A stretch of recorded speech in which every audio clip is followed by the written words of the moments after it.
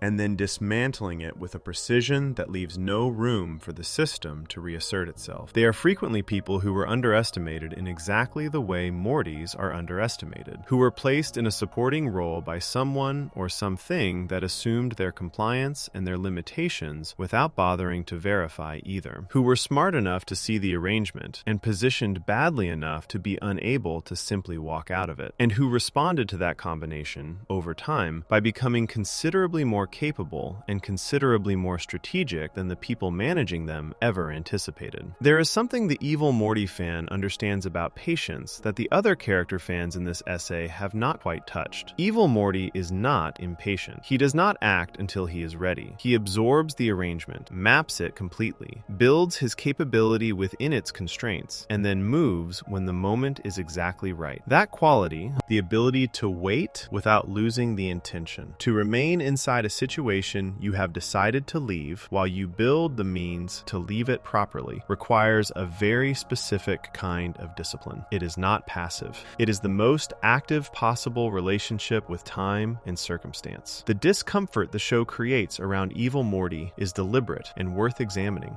He is clearly framed as a villain in his early appearances. The methods he uses are genuinely brutal. The episode, The Ricklantis Mix-Up, ends with him having people thrown out of a spaceship, which is not the action of someone interested in proportionate response. The show wants the audience to find him compelling, and also to remain uncertain about whether that compellingness is something to trust. What the show is actually doing with that discomfort is asking the audience to examine their own response to his story. Because evil Morty's grievance is legitimate, the Citadel is a genuine injustice. The central finite curve is a genuine manipulation. The arrangement that produced him is genuinely unfair. His anger is proportionate to what generated it. The methods are not proportionate. And the audience has to sit with the experience of having a legitimate grievance expressed through illegitimate means and figure out what to do with that combination. The people who love evil Morty have usually had to sit with that same combination themselves. Not necessarily in the dramatic terms the show uses, but in the smaller and more personal experience of having genuine anger about a genuine wrong and not having access to clean or proportionate ways to express it. Of feeling the pull toward a response that would finally match the scale of what happened, and knowing simultaneously that the response available would create new damage rather than simply addressing the original. Evil Morty chose the disproportionate response. The show lets him get away with it, which is its own statement. He walks through the curve and disappears into a multiverse that Rick did not curate, and the show does not follow him there. He escapes the narrative the same way he escaped the system, by going somewhere the story cannot reach him. The people who fall asleep to evil Morty, and there are more of them than the show's framing might expect, are people who needed to see someone get out, who needed the image of a Morty-shaped figure, someone who was supposed to be the assistant, the sidekick, the supporting presence in someone else's more important life, turning around and dismantling the architecture that kept him in that position and walking away from it without looking back. They do not necessarily endorse the methods, they endorse the getting out. The decision that the arrangement was unacceptable and that they were going to be the one to end it. The cold, patient, entirely self-determined act of refusing to remain in a shape that someone else designed for them. That refusal, however it arrives and whatever form it takes, is the most powerful thing the show has ever depicted. And the people who recognize it in their own lives fall asleep to his story because it sounds, in the quiet before sleep, like permission. Before we move on, if you're enjoying this analysis, please consider subscribing. It helps the channel tremendously. Evil Morty looked at the system that produced him, understood it completely, and destroyed it from the inside with a patience the system never anticipated. Next, we step back from individual characters entirely and look at what the multiverse itself offers, because the alternate Ricks and Mortys are asking questions about identity that go deeper than any single character can answer. Section 9. The Citadel and Alternate Ricks and Mortys. There is a shot in the Season 3 episode, The Ricklantis Mix-Up, that lasts only a few seconds, but contains more philosophical weight than most shows manage across entire seasons. The camera pulls back from a single Rick standing on a street corner on the Citadel and widens until the frame is full of Ricks, hundreds of them, moving through their day, buying coffee, commuting, arguing, looking tired, looking lost, looking in the particular way that only becomes visible when you see several hundred versions of the same face in the same frame. Profoundly ordinary. The smartest being in the universe, replicated across infinite dimensions. And the overwhelming impression is not of genius, or power, or magnificence. It is of people trying to get through the day. That shot is what the multiverse concept in Rick and Morty is actually for. Not the adventure, not the science fiction spectacle of infinite dimensions and alternate timelines. The multiverse exists in this show primarily as a mirror, a way of asking the question that most people spend their entire lives circling without quite landing on directly. Who would I be if things had gone differently? Which version of me is the real one? And if there are infinite versions, each shaped by different circumstances and different choices and different wounds, what does that leave of the self as something stable and worth knowing? The Citadel of Ricks is the show's most sustained engagement with these questions, and it is considerably more disturbing than it first appears. years. It was built by Ricks, governed by Ricks, structured entirely around the assumption that Rick is the pinnacle of what a person can be,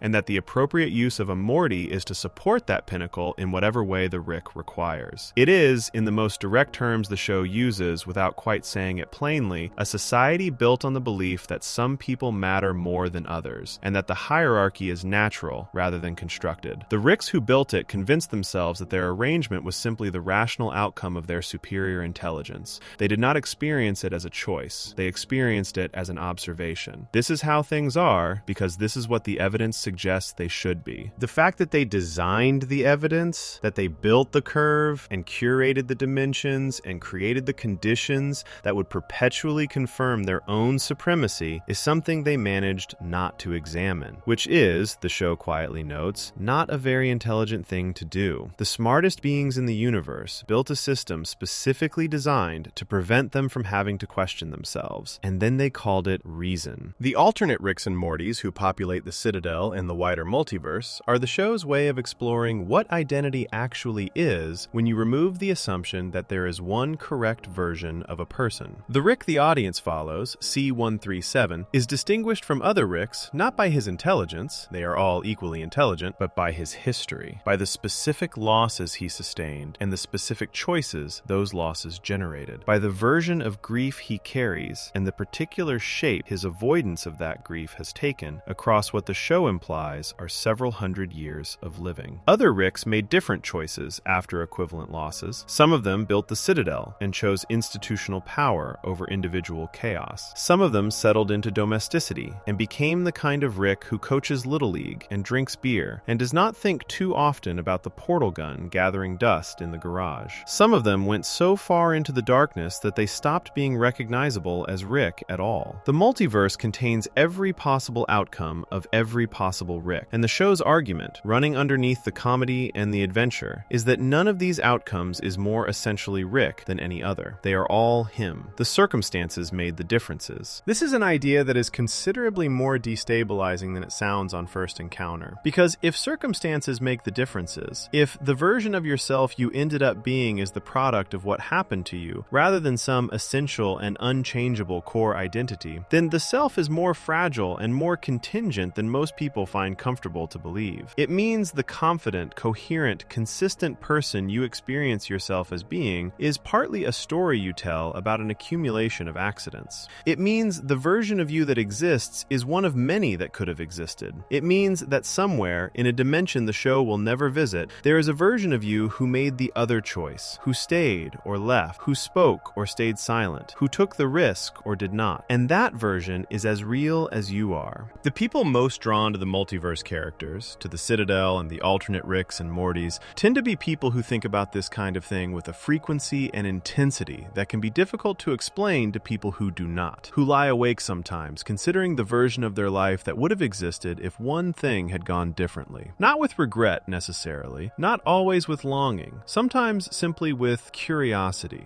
with the particular quality of attention that wants to understand the shape of their own contingency, to know which parts of who they are came from who they would have been regardless, and which parts came from the specific accidents of the life they happened to end up living. They also tend to be people with a complicated relationship to identity itself, who have felt, at different points in their lives, like different people, who have moved between contexts or communities or phases of life, and found that the self they bring to each one is not quite identical to the self they bring to the others, who have wondered whether this is normal, whether everyone is this multiple, or whether there is something in them specifically that is less fixed than it should be. The multiverse of Rick and Morty answers this question, in its way, by suggesting that the multiplicity is not a personal failure. It is the condition of being a conscious creature in a universe that does not provide stable ground. Every Rick and every Morty is multiple. Every version of them is real. The self is not a fixed point. It is a path through circumstances, and the path you took is not more essentially you than the paths you did not take. It is simply the one that happened. The Morty versions in the Citadel carry a different weight than the Ricks. The Mortys, sorted into worker roles and support functions and the various grades of usefulness that the Rick hierarchy requires of them, are distinguished from each other by how they have responded to the fundamental condition of being a Morty in a Rick-dominated system. Some of them have accepted it. Some of them have found small dignities within it. Some of them have become angry angry in ways that never found an outlet. Some of them became evil Morty, or the conditions that could produce an evil Morty, given enough time and enough accumulated damage. The fan of the multiverse characters is often someone sitting with the question of which version of themselves they are in the process of becoming. Who is aware, with a clarity that can feel uncomfortable, that the choices available to them right now are shaping a future self they cannot fully see yet. Who understands that the alternate versions of themselves exist not in other dimensions, but in the diverging paths of their own unfinished life. The Rick who chose to stay, the Morty who chose to leave, the Beth who took the clone option, the Jerry who found the right room. All of them are possible. The question is, which circumstances and which choices will determine which one arrives? This is ultimately what the multiverse concept offers the audience that the individual characters cannot. Not answers, not resolution. The specific comfort of knowing that the question itself is universal, that every version of every person is asking some version of the same thing in some version of the same quiet moment before sleep. Who am I? Who could I have been? Is the version of me that exists the version of me that I would choose? The people who fall asleep to the multiverse, who find the Citadel episodes and the alternate dimension stories the ones they return to most often, are people sitting with those questions in a way that does not feel like crisis. It feels like orientation, like trying to find where they are on a map that is considerably larger and more complex than the one they were handed at the beginning. They fall asleep to the infinite Ricks and Mortys because somewhere in that infinite multiplication is a version of themselves they recognize. Not the one they are, not the one they wish they were, the one that confirms that the question is real and worth sitting with, and not something to be resolved quickly or cheaply or with a confidence the question does not actually warrant. The multiverse says you are not one thing, you are a path, and the path is still being walked. That is not frightening. In the quiet before sleep, for the people who love these characters most, it is the closest thing to peace the show has to offer. Before we move on, if you're enjoying this analysis, please consider subscribing. It helps the channel tremendously. The multiverse tells us that identity is a path rather than a fixed point, and that every version of ourselves is shaped by circumstances we did not entirely choose. Next, we arrive at the final section, where every thread comes together, and where the show itself becomes the subject. Section 10. What the show itself says about all of us. There is something worth paying attention to in the specific hour that people choose to watch Rick and Morty. Not the afternoon viewing, not the casual episode thrown on while cooking dinner, not the shared watch with friends on a Friday night. The specific and private viewing that happens late, when the house is quiet and the day has finished asking things of the person living it, and the light is low, and the only remaining task is the transition between waking and sleep. That is the hour this show was built for, whether its creators intended it that way or not. And the fact that millions of people across the world reach for it in exactly that hour is not a coincidence worth dismissing. It is a piece of information about what the show actually is and what it actually does for the people who love it. Rick and Morty first aired on Adult Swim in December 2013. It arrived in a specific cultural moment, a period when the generation that had grown up with the internet was entering adulthood and discovering that adulthood did not feel the way the previous generation's stories had suggested it would. The stability that was supposed to arrive with age was not arriving. The meanings that were supposed to become clearer as a person matured were, for many people, becoming less clear rather than more. The frameworks that had been handed down, religious, political, social, economic, were showing their fractures in ways that were impossible to ignore and difficult to replace. An entire generation was sitting inside the question of what to do when the map stops matching the territory, and no one with authority seemed to have a satisfying answer. Rick Sanchez walked into that moment and said, "Nothing matters, and the universe is indifferent, and meaning is something frightened creatures invented to avoid looking directly at the void." And a generation exhaled. Not because they believed him, not because nihilism was the answer they had been looking for, but because someone had finally said plainly what the ambient experience of that cultural moment felt like. And there is an enormous relief in having your private experience named accurately by something outside yourself. The relief is not agreement, it is recognition. And recognition, even of something painful, feels better than the loneliness of an unnamed thing. But the show did not stay with nihilism. That is the detail that most surface readings of Rick and Morty miss. And it is the detail that explains why the show has lasted and deepened across 7 seasons, while the nihilist reading of it has gradually become less adequate to describe what is actually happening. The show began by naming the feeling of meaninglessness, and then spent its entire subsequent run quietly, persistently, and sometimes painfully arguing against it. Not through speeches, speeches, not through characters having realizations and announcing them, through behavior, through the accumulated evidence of what Rick and Morty and Beth and Jerry and Summer and all the rest of them actually do when the moment requires a choice. They keep choosing each other. That is what the show keeps returning to beneath all the chaos and the nihilism and the interdimensional spectacle. Rick, who believes nothing matters, cannot leave his family. Morty, who has every reason to protect himself by caring less, keeps caring more. Beth, who could have taken the clone option and left without consequences, makes a choice about her life that brings her back to the people she belongs with. Jerry, who has been given every possible signal that he is not wanted, keeps showing up. Summer, who could simply have let the adventure belong to Rick and Morty, insists on being part of it. Even Birdperson, even Mr. Poopy Butthole, even evil Morty in his own inverted way are all making choices that prioritize connection over safety. The show knows this is what it is doing. Dan Harmon has spoken in interviews about the structure of the hero's journey that underlies even the most absurdist episodes, about the way stories return characters to themselves transformed, about the belief that even in a meaningless universe, the attempt to connect is what gives individual existence its texture and its weight. The nihilism in Rick and Morty is not the show's conclusion. It is the show's starting point, the place the characters begin, the condition they are working against or through or around in every episode. The real argument of the show is not that nothing matters. The real argument is that people keep behaving as though things matter, regardless of whether the universe confirms it, and that this stubbornness, this persistent and irrational insistence on connection and meaning in the face of evidence that neither is guaranteed, is the most essentially human thing about us. That argument lands differently at 2 in the morning than it does in daylight. In daylight, there are tasks and obligations and the forward momentum of a life that needs managing. The philosophical question of whether things matter is largely academic when there are emails to answer and appointments to keep and people depending on you for specific things at specific times. But in the quiet before sleep, when the day's structure falls away and the person is left with themselves without the scaffolding of activity, the question becomes immediate again. The same question the show circles. Does any of this mean anything? Is the effort worth it? Is connection real, or is it something constructed from hope and habit and the refusal to look too directly at how alone a conscious creature ultimately is? Rick and Morty does not answer this question. The show is honest enough to understand that the question does not have an answer that will hold across all circumstances and all people and all moments. What it does instead is sit with the question in company. And sitting with an unanswerable question in company is genuinely different from sitting with it alone. The voice of the show, its particular texture of dark comedy and unexpected emotional precision,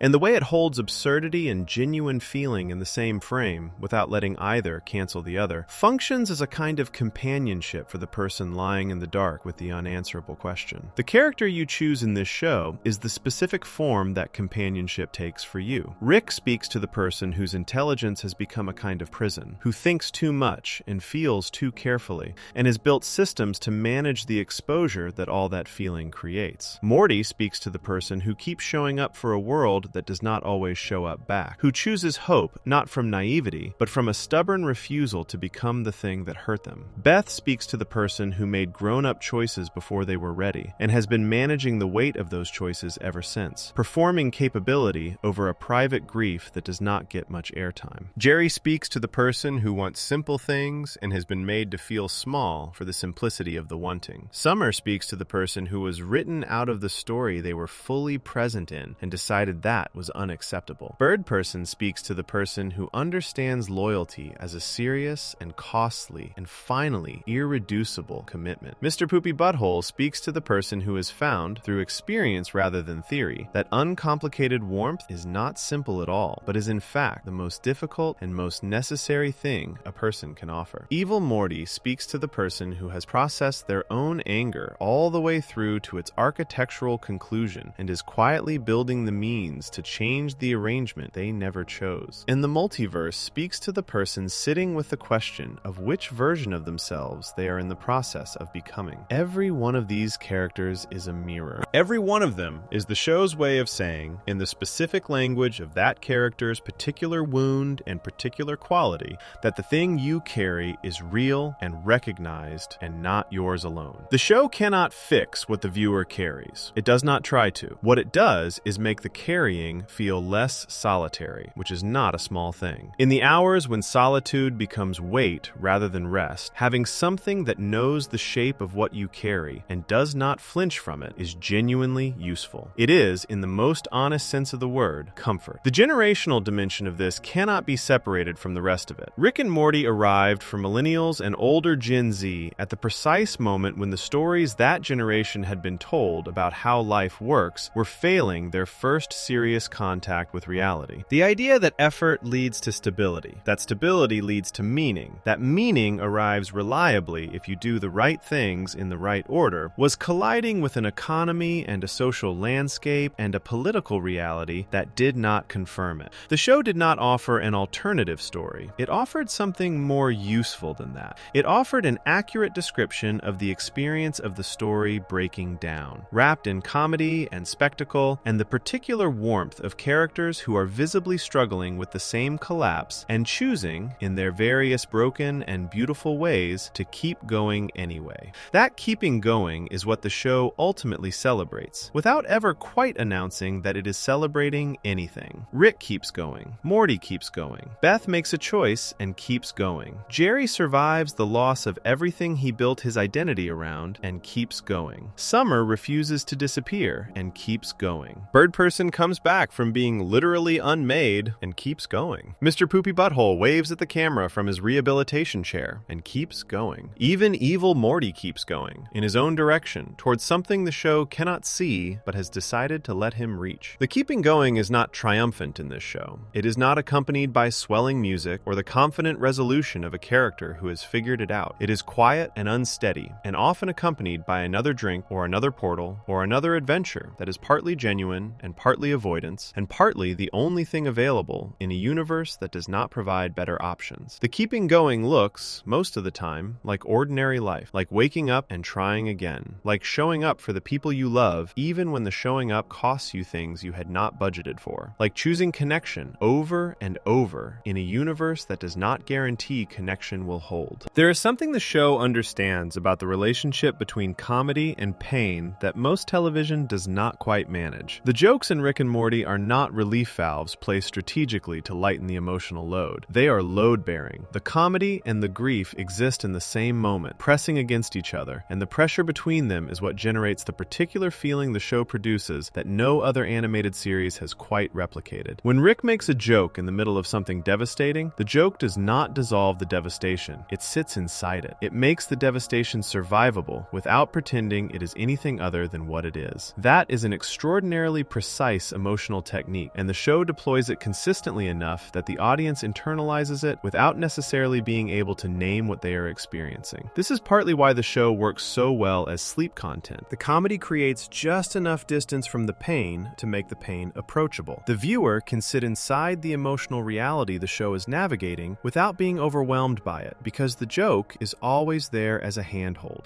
as a way of saying, yes, this is hard, and also, the universe is absurd, and also, we are still here, and also, that is somehow enough. The laughter and the ache arrive together, and together, they produce something that feels, in the particular register of 2 in the morning, like being understood. The show has also been quietly honest, across its entire run, about the cost of intelligence without wisdom. Rick is the most dramatic example of this, but he is not the only one. Beth uses her intelligence to avoid rather than to understand. Summer uses capability as armor rather than as tool. Even Morty, as he grows across the seasons, begins to develop a kind of strategic thinking that occasionally costs him the open-heartedness that made him valuable in the first place. The show seems to understand that intelligence is morally neutral. It can be used to connect or to isolate, to build or to destroy, to see things clearly or to construct more elaborate justifications for not seeing them at all. What determines the outcome is not the intelligence itself, but the emotional honesty the person is willing to bring alongside it. That observation, quiet and consistent and never announced directly, is one of the most useful things the show offers the people who love it. Because most of the people who love Rick and Morty are intelligent people who have spent significant portions of their lives using that intelligence in exactly the ways the show diagnoses. To think around feelings rather than through them. To build arguments rather than have conversations. To understand their own patterns with a precision that somehow does not free them from those patterns. The show holds a mirror up to that tendency, without cruelty, without verdict, simply with the patient accuracy of something that has looked carefully and is reporting what it found. The person who falls asleep to Rick and Morty is the person who knows what that keeping going feels like from the inside, who has done it on days when it required more than they felt they had, who has sat in the question of whether the effort is worth it and chosen, without a fully satisfying answer, to continue making the effort, who has been Rick in their armor, and Morty in their anxiety, and Beth in their competence, and Jerry in their hope, and Summer in their refusal, and Birdperson in their loyalty, and Mr. Poopy Butthole in their warmth, and occasionally, in their most private moments, Evil Morty in their cold and patient anger. The show is not one character, it is all of them simultaneously. And the people who love it most are not one thing either. They contain the whole cast in various proportions, varying by season of life and circumstance and what the day asked of them. The character they reach for at 2 in the morning is the one whose particular frequency matches the particular thing they are carrying that night. And the show, reliably and without judgment, provides the voice. That is what Rick and Morty actually is. Underneath the portal guns and the burping and the nihilism and the extraordinary animation and the comedy that is sometimes the funniest thing on television and sometimes something considerably more devastating dressed in the costume of comedy. It is a show about people who are broken in specific and recognizable ways, choosing, against the available evidence, to remain in relationship with each other and with the universe they did not choose to be born into. It is, in the end, a show about the stubbornness of caring. About the refusal to stop even when stopping would be easier and arguably more rational and certainly more consistent with the nihilist framework that the show's most famous character keeps insisting is the correct one. Rick cannot stop caring. The show cannot stop caring. And the person lying in the dark, reaching for the familiar voice of whichever character sounds most like the thing they are carrying tonight, cannot stop either. That stubbornness is not a flaw in the design. It is the design. It is the most human thing the show depicts and the most human thing about the people who love it. The universe may not have a meaning built into it, but the people in this show and the people watching it keep making one anyway, out of loyalty and anxiety and competence and hope and refusal and warmth and anger and the specific quality of love that stays even when staying is hard, out of the decision made again every morning to keep going. That is what your favorite Rick and Morty character says about you. Not a diagnosis, not a verdict, a recognition. You are the kind of person who keeps going. And in the quiet before sleep, in the company of these broken and extraordinary voices, that is enough. If you enjoyed this video essay, make sure to subscribe. Thanks for watching, and I'll see you in the next one.